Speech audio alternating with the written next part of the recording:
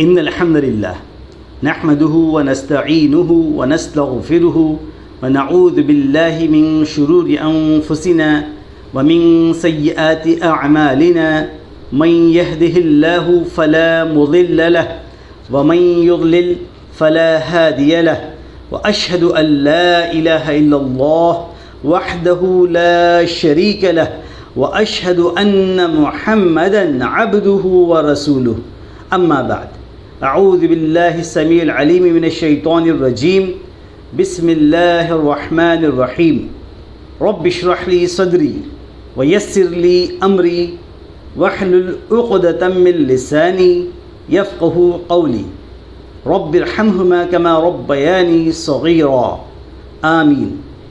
السلام علیکم ورحمۃ اللہ وبرکاتہ۔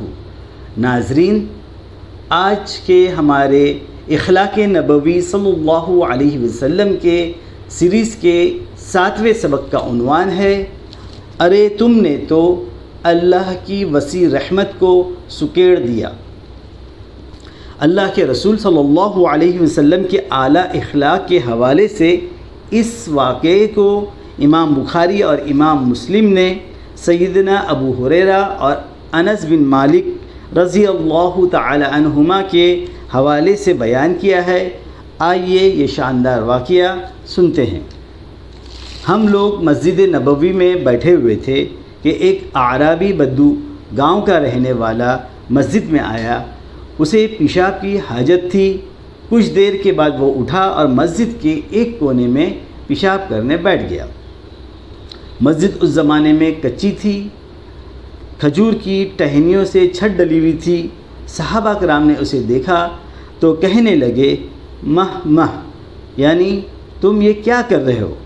مسجد میں پیشاب کر رہے ہو؟ انہیں اس بدو کی حرکت بری لگی۔ ادھر اللہ کے رسول صلی اللہ علیہ وسلم نے صحابہ کرام سے فرمایا پیشاب کے دوران اسے پریشان نہ کرو، اسے چھوڑ دو، اسے پیشاب کر لینے دو۔ صحابہ کرام خاموش ہو گئے۔ اس نے پیشاب کر لیا۔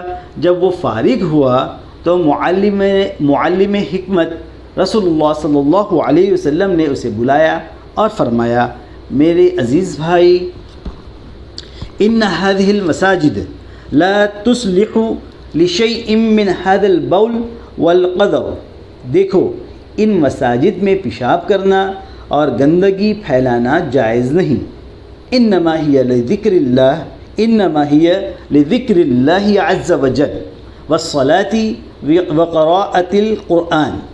یہ تو صرف اللہ رب العزت کے ذکر کے لیے، قرآن کریم پڑھنے کے لیے اور نماز کے لیے بنائی گئی ہیں۔ صحیح بخاری حدیث نمبر 6025 اور صحیح مسلم میں حدیث نمبر 285۔ ابن ماجہ میں صحیح حدیث کے ساتھ یہ بھی ہے کہ یہ اعرابی اللہ کے رسول صلی اللہ علیہ وسلم کے حسن سلوک سے اتنا متاثر ہوا کہ کہنے لگا بی ابی و امی، میرے ماں باپ آپ پر قربان، آپ نے مجھے نہ مارا، نہ ڈانٹا، نہ برا بھلا کہا۔ اللہ کے رسول صلی اللہ علیہ وسلم نے صحابہ کرام کو حکم دیا کہ پانی کا ڈول لے آؤ اور اسے اس پیشاب والی جگہ پر بہا دو۔ اعرابی اللہ کے رسول کے اس اخلاق اور محبت سے اس قدر متاثر ہوا کہ وہ اللہ کے رسول صلی اللہ علیہ وسلم کے لیے دعا کرنے لگا۔ وہ ایک بدو دیہاتی تھا، دعا کے آداب سے ناواقف تھا، مگر ایک ہی ملاقات میں اللہ کے رسول صلی اللہ علیہ وسلم سے شدید محبت کرنے لگا۔ اور محبت کا انداز یہ ہے کہ سیدنا ابو ہریرہ رضی اللہ تعالیٰ عنہ فرماتے ہیں، وہ کہتا ہے اللہم ارحمنی و محمدا ولا ترحم معنا احدا۔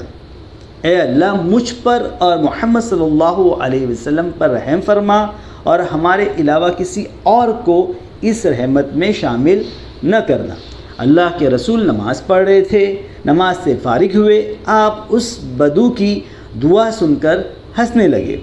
آپ نے مسکراتے ہوئے فرمایا لقد حجرت واسعا، تم نے تو اللہ کی وسیع رحمت کو سکیڑ دیا۔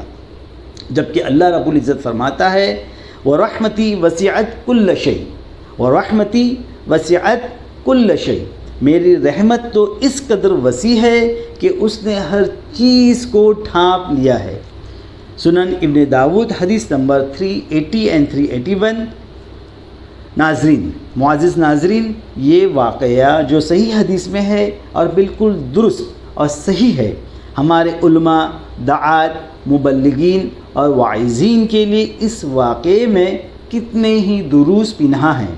اللہ کے رسول صلی اللہ علیہ وسلم کتنے نرم دل، کتنے بردبار اور اعلیٰ اخلاق والے تھے کہ اپنے صحابہ کی غلطیوں کو نظر انداز کر دیتے، ان کی اصلاح کرتے، ان کے ساتھ نرمی کا سلوک کرتے، ان کے ساتھ سخت رویہ نہ اپناتے۔